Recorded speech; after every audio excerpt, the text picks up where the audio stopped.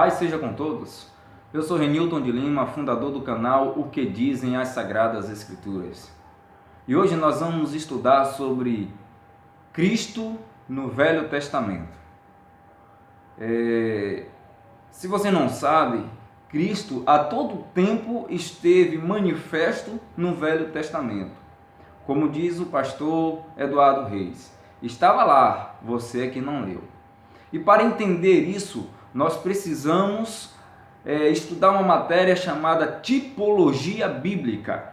E você sabe o que é tipologia bíblica? Vamos ver?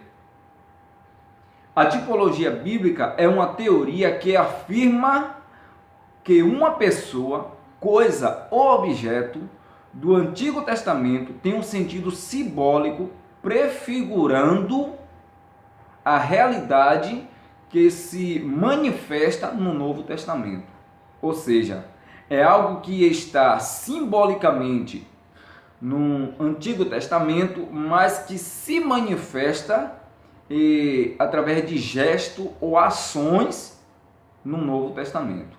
E hoje nós vamos estudar a tipologia bíblica de Jesus no Velho Testamento. Vamos ver? Vem conosco no canal O Que Dizem as Sagradas Escrituras.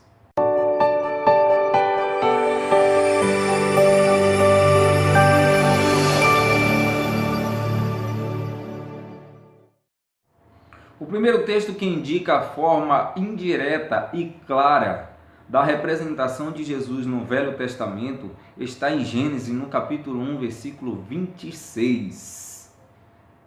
Quando Deus diz assim: façamos o homem à nossa imagem, segundo ou conforme a nossa semelhança.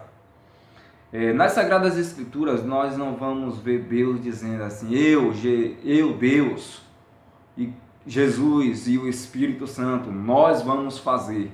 Mas nós vemos Deus falando: façamos o homem, no plural, indicando que ali, naquela criação, não estava somente ele, mas estava ele e mais alguém. E era justamente Jesus Cristo que estava presente nessa criação também. Sem contar que no hebraico está escrito, em vez de "e disse Deus", está escrito assim: "e disse Elohim, façamos o homem". Só que no hebraico, Elohim é a descrição para se chamar Deus em plural. Ou seja, quando se trata de mais de uma divindade, se trata com a palavra Elohim. Se fosse para se tratar de uma só divindade, não se falaria Elohim, falaria Yahvé. E disse Yahvé, então é um só Deus. Mas Elohim significa Deus, no plural, com mais de uma divindade.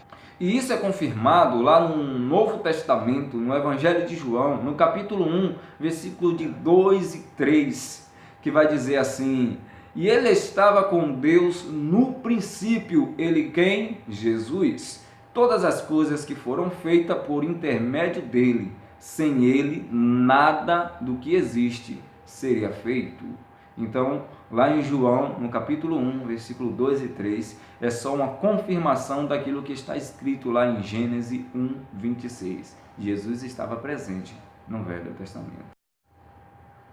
No livro de Gênesis também, acredite você ou não, depois que o homem peca, no capítulo 3, versículo 6, desobedecendo a ordem de Deus, o próprio Deus ali já projetou o que seria o sacrifício de Cristo no Calvário, na cruz do Calvário, há milhares e milhares de anos depois. Quando nós vamos ver lá no livro de Gênesis, no capítulo 3, 21, que Deus ele faz vestes com peles de animais para cobrir o pecado, a vergonha do homem. Para que aquela pele de animal estivesse ali, certamente haveria de ser morto algum tipo de animal que estivesse vivo e sem culpa, né? Adão e Eva pecou, o animal não tinha culpa disso, porém Deus mata aquele animal, sacrifica aquele animal, tira a sua pele e veste Adão e Eva para encobrir assim os seus pecados, a sua vergonha. Então ali é uma tipologia bíblica daquilo que Cristo iria fazer há milhares e milhares de anos depois no Novo Testamento. O mesmo gesto depois foi repetido por Abel quando foi oferecer da primícia do seu rebanho ao Deus Altíssimo. E logo depois foi constituído por lei no livro de Levíticos oferecer um animal sem defeito como sacrifício para perdão do pecado do povo. Tudo isso apontava unicamente para o papel que Jesus teria diante da humanidade, ser morto e crucificado pelo pecado de todos.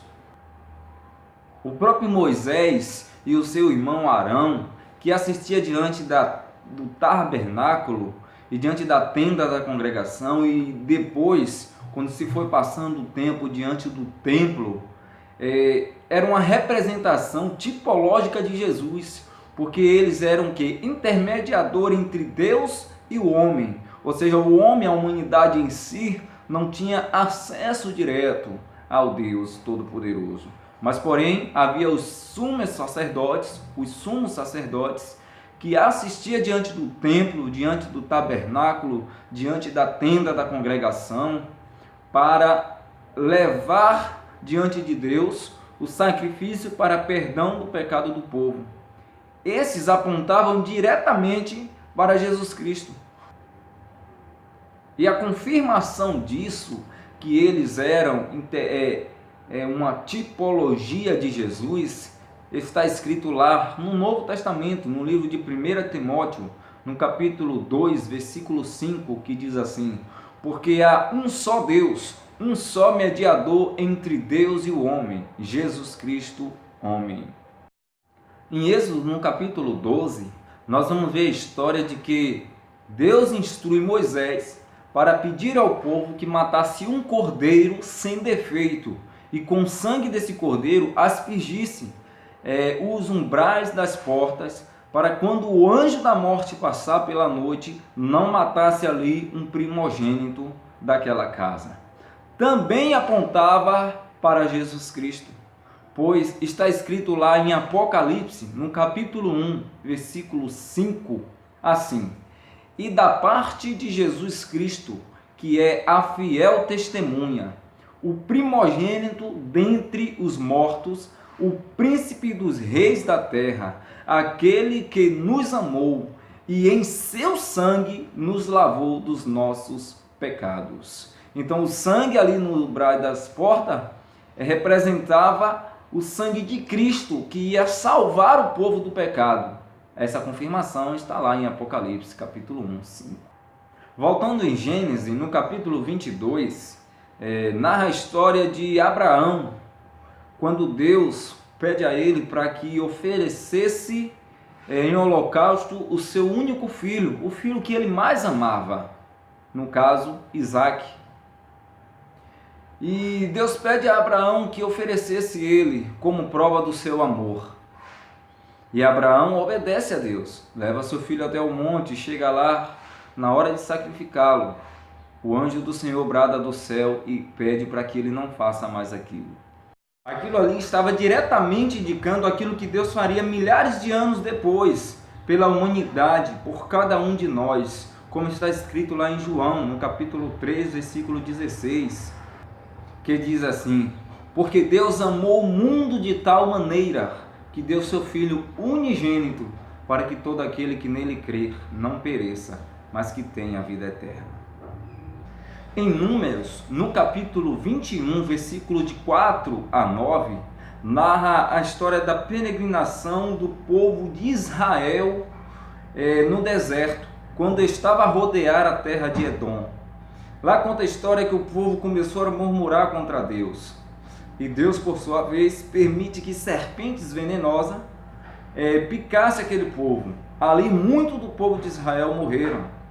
Só que Moisés vai interceder diante de Deus, e Deus permite que Moisés levante ali uma estátua de uma serpente, e aonde todos aqueles que foram picados pela serpente olhassem para aquela estátua e seria curado, não morreria. Ali também era uma representação tipológica de Jesus, pois está escrito lá no livro de João, no Evangelho de João, no capítulo 3, versículo 14, que assim como Moisés levantou a serpente no deserto, assim importa que o Filho do Homem seja levantado. Ou seja, assim como aquele povo olhava para a estátua da serpente que estava levantada no deserto e ficava curado, assim também seria quando Cristo fosse levantado sobre a cruz. Todos que olhassem para ele e crescem nele, seria salvo dos seus pecados. Seria-lhe perdoado os seus pecados. Em Levíticos, no capítulo 16, as Sagradas Escrituras fala que no dia da expiação do pecado do povo, teria que se levar à tenda da congregação 2 bodes. Um bode seria sacrificado diante do altar do Senhor. O outro bode seria apresentado vivo diante do altar do Senhor. E logo depois, esse bode que seria escolhido por sorte, o qual cairia a sorte sobre ele, seria solto ao deserto como um bode emissário. Esse bode seria solto ao deserto, libertado ao deserto. Aquilo ali também, não sei se você sabe, era uma representação tipológica do que aconteceu com Jesus, quando ele foi apresentado diante daquela multidão para ser julgado se seria solto ou preso, quando estava ele e Barrabás. Essa história nós vamos encontrar a confirmação dela no livro de Mateus, no Evangelho de Mateus, no capítulo 27, versículo 26, quando perguntam se queria soltar Jesus ou Barrabás, e escolheram soltar a Barrabás. E Jesus assim foi açoitado e depois crucificado. Barrabás representava o bode que foi solto no deserto. E Jesus representava o que foi sacrificado pelo pecado do povo. Também no livro de Daniel, no capítulo 3, versículo 25, Jesus foi visto dentro da fornalha junto com Sadraque, Mesaque e Abidnego. Diz assim as Sagradas Escrituras: e respondeu dizendo: eu, porém, vejo 4 homens soltos, que andam passeando dentro do fogo sem sofrer nenhum dano. E o aspecto do 4º homem é semelhante ao Filho do Homem. Existem vários outros textos nas Sagradas Escrituras, no Velho Testamento ou Antiga Aliança, que vai apontar para Jesus Cristo, diretamente ou indiretamente, como no caso de Jonas, que Deus pede a ele para que vá à cidade de Nínive, lançar ali uma profecia, e ele não faz isso. Deus faz com que ele seja engolido por um grande peixe. E aí a Bíblia vai dizer que assim como Jonas foi posto 3 dias no ventre do peixe, nas profundezas do mar, assim também Jesus Cristo passaria 3 dias no centro ou no interior da terra. Então todos esses textos apontam diretamente para Jesus Cristo, só que estão no Velho Testamento. Só não viu quem não leu. O canal Que Dizem as Sagradas Escrituras fica por aqui. Um forte abraço e até mais no próximo vídeo. Gostaria de deixar um abraço também para o presbítero Carlos, que tem nos apoiado nesse canal, o pastor Isaac, a pastora Tânia. Um forte abraço e que Deus continue nos abençoando e nos dando a graça do seu conhecimento. Paz seja com todos.